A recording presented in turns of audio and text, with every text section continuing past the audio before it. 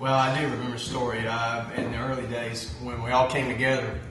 I guess it was 8 families or whatever, and Kevin Bradford was a worship leader back then, and he approached me about maybe getting involved in production and sound and music and all that because he knew I love music, and I really had a passion for that and wanted to do that. So we ordered a soundboard and all this equipment, and Kevin had gone to Belmont in Nashville, which was music school, so I thought, this guy knows everything about production. He's run soundboards, he's been trained. The soundboard gets here, we unpack it, and I look at Kevin, I said, all right, Kevin, teach me, man, let's do it. He looked at me with this blank stare and said, I've never touched a soundboard before. I said, I haven't touched a soundboard before. We didn't have a clue what any of the knobs did, anything.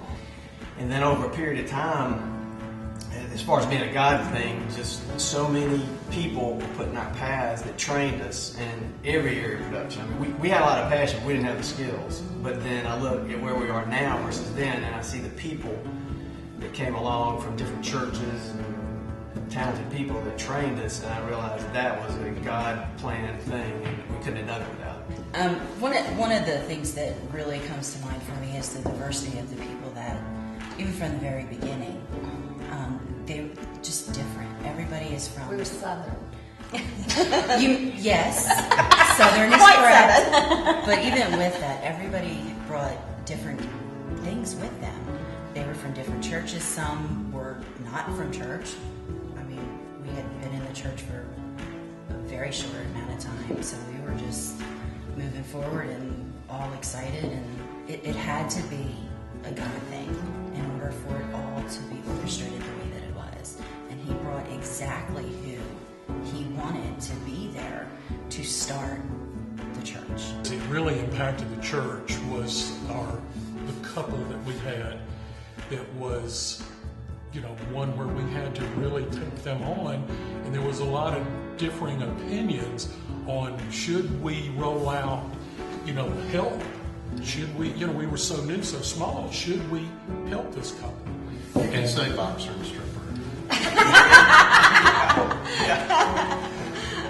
Oh, Leslie's, just for fun, Leslie to tell the story about meeting the girl for the first time. Yeah, Kelly, right?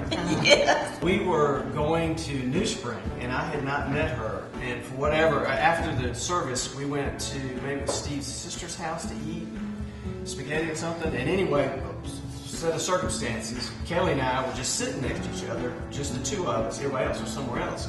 So I kind of struck up a conversation, and I said, well, Kelly, she said, I'm looking forward to the next 2 weeks. She said, because I'm going to have some time off. And I said, what do you do? She said, I'm a dancer. And when she said it, I immediately knew she was, and she didn't mean ballet. And so she was a strip club dancer. And so here I am sitting alone with a strip club dancer who just told me that, and it seemed like about a half an hour passed. It was probably a half second. Well, what do you say after that? And I went, tell me about that. What's that like? But I knew at that point that it was a God thing, because we had hoped and prayed that we would attract people who were not connected to God, that were not part of a church, and we wanted to reach out to those kind of people. I don't think we really thought through what those people would look like, because we didn't know. And but God early on brought them into our lives so we would know that we're going to be attracted to people that really need God. And of course, we're all in that category, but we were going to reach those people that maybe wouldn't walk into a church, and that was a growing experience for all of us.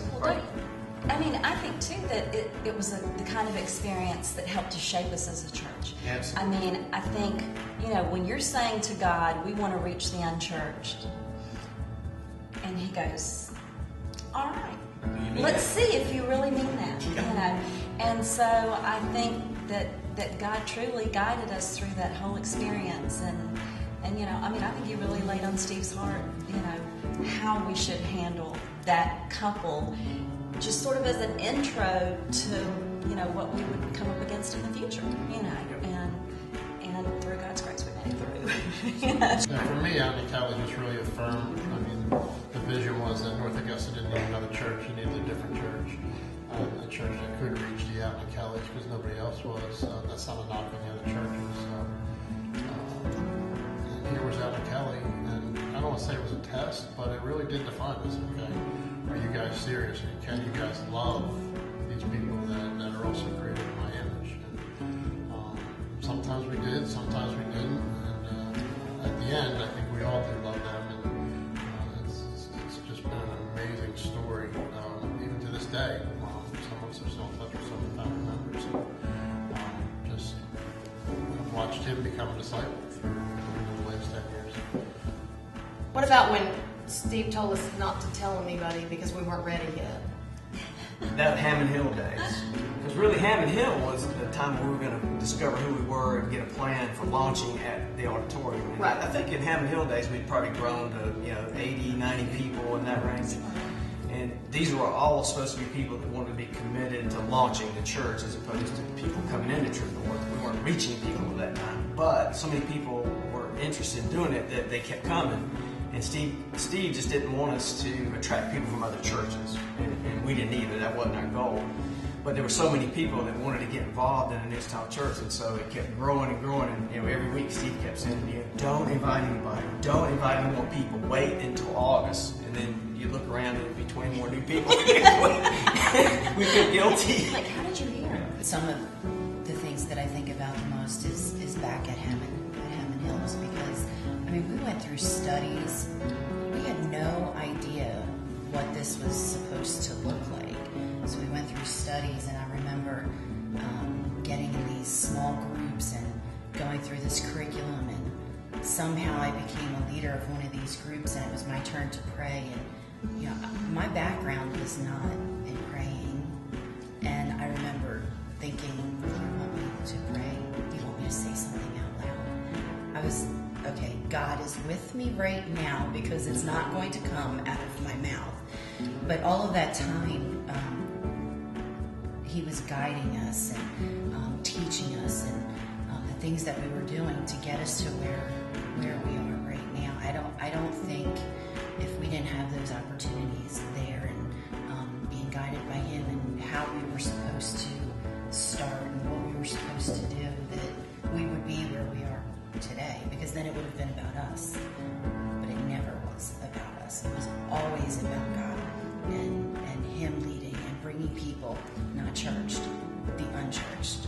Even today, it's the unchurched we need to reach and continue to reach the unchurched, wherever that is. I mean, even Hammond Hills was a God thing, because the plan was to meet at Steve's house, like you said, and there was going to be 8 or 12 couples or whatever that number was, and we would have the pizza and prayer and Steve would do leadership training there.